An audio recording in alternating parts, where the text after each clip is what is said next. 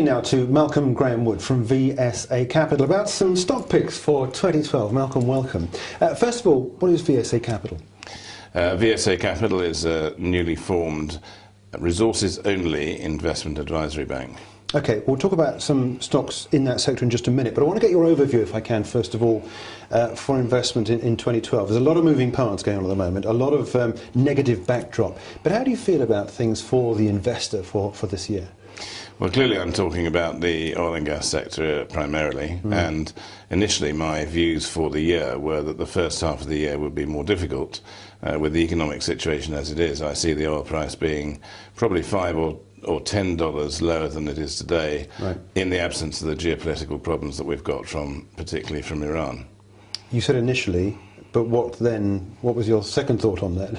I think as we go through the year, with a small recovery from Europe and the USA, and I'm seeing that already in the numbers from the States, I expect to see a bigger demand coming through for oil. And I think that by the end of the year, I'd expect it to be back up to so $115, maybe even $120 a barrel.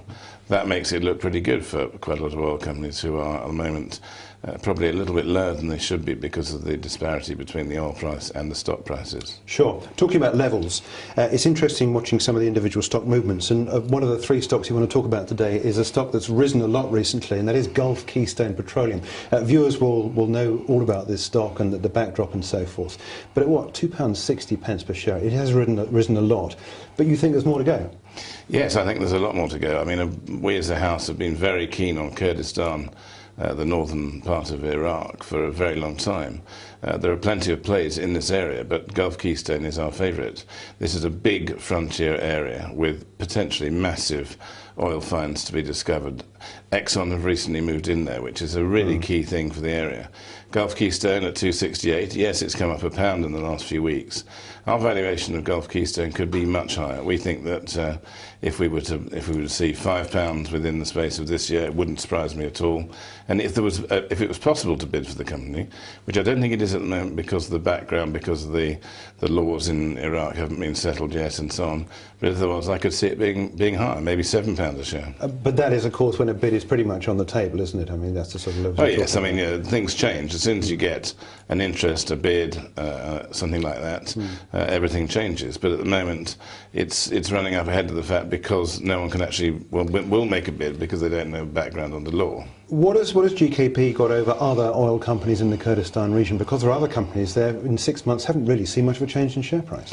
No, and we've seen Gulf Keystone were one of the first people in there. DNO is the other interesting one. That's been sort of taken off the screens lately because of the merger with RAK. The other one, of course, is Janelle, which is Tony Hayward's Valaris vehicle, and that is in Turkey as well. I think there's a visit to Janelle next week, and I think analysts will come back more positive on that. It is quite surprising that they haven't risen as much as, say, GKP.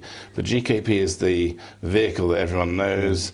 It's a very, very popular retail stock. So, absolutely, yeah. So and it's got wells producing already. It's probably got 4 or 5 appraisal wells drilling at the moment, which is some people haven't got. I mean, there are other stocks in there like Celtic are in there, and they've got some quite interesting acreage. So, you know, these companies will come through, but it's first mover advantage, it's size, it's the fact they're drilling, and the fact that Exxon, you know, the biggest company in the world in the oil business, has got 6 blocks, and we know from speaking to the people on the ground there that the best ever block in Kurdistan has been reserved for Exxon. So they're in there, and they wouldn't have gone in there if the State Department had said it's going to be a problem. Yeah. Let's move on. Take a look at Fear Energy. This is a company which is based, oil and gas company based in Africa, isn't it? It's in a number of jurisdictions in Africa. What do you like about this particularly? Well, Fear have recently taken over Dominion, which had a very interesting asset base as well. Fear are in with British Gas, and the key acreage at the moment we're looking at is Tanzania. British Gas are keeping very, very quiet about their find. We know it's an existing find, we just don't know how big it is. Fear have got something like 12 to 15 wells to go down across Africa, and it's an Africa play as such. But we're very excited about this potential play in Tanzania. And if it's anything like as big as the ENI discovery in Mozambique, we could be talking 20, 30 TCF, trillion cubic feet of gas. You need about 10,000 TCF to get about 10 TCF to get a profitable business. You need it to make it come out through LNG. So 10 TCF will give you an LNG terminal. Away you go. What about valuations for Affair? There's about £3 a share at the moment, and I think that if the Tanzania wells were to come in on their own, you could probably put £1 to £2 a share on that valuation. And of course they are drilling elsewhere, but you certainly expect to put, once this discovery is made and confirmed in size, at least £1 a share for Affair. Okay, all right, another one to watch. Your third stock you brought along today is Rockhopper. Now, it's a Falkland Island oil company. Again, a lot of retail investors will know about. Very volatile stock. But where are we with Rockhopper? We're at a really important stage for Rockhopper. I've been a fan of Rockhopper ever since it made the Sea Lion discovery, and I feel that it's a very critical time.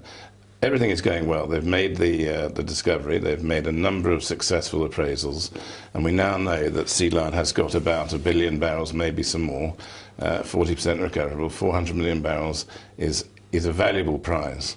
It'll cost about 2 billion to develop, but that's no different from a North Sea development. There'll be plenty of people who'll be queuing up to lend them the money, and they could also... Do you think raising won't be a problem? I don't think it will. I mean, they've got two choices, or more than two choices, but their choice number one would probably be to farm out. They have to make sure they find someone who's prepared to take on the political risk, but also, they could easily raise that money. There are worries because quite a lot of the French banks historically have been big lenders in the energy business, and they might not be there now. But actually, if you ask a bank what sort of business it wants to lend to at the moment, they're happy to lend to oil and gas. Resources are at $115 a barrel. I don't think it's a problem. I think that we're going to hear lots of good news from Rockhopper. And they won't have any problem in getting rid of the oil once they bring it up? It's straightforward. I mean, it's easier to drill than in the North Sea. There are buyers all over the world for oil. Now, there won't be buyers in South America for Rockhopper's oil, and that's fair enough, but the Chinese will buy from anyone. And as far as I'm concerned, I think you'll see when the development is there, and it is straightforward. It's a FPSO, which is a converted large crude carrier. It'll just sell, the oil will come up and go into carrier and be sold off. The average amount of trades an oil carrier has after it comes out of the water is 30 before it gets anywhere else. That's 30 times it's changed hands from Wall Street dealing desk to refining companies and everything else.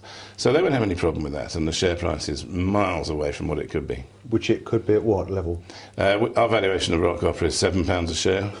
And again, as soon as you start the ball rolling in terms of somebody who might bid for this, or a really good quality farming, I think that, and that's double what it is at the moment, perhaps a bit more. Yeah.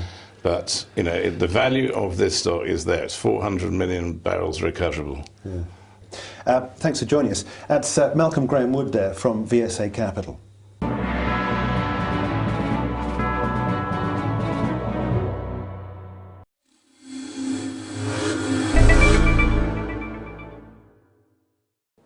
This film is for educational and leisure purposes only. Proactive Investors does not provide investment advice. The company is a publisher and is not registered with or authorized by the Financial Services Authority. Please refer to the full terms and conditions on the Proactive Investors website.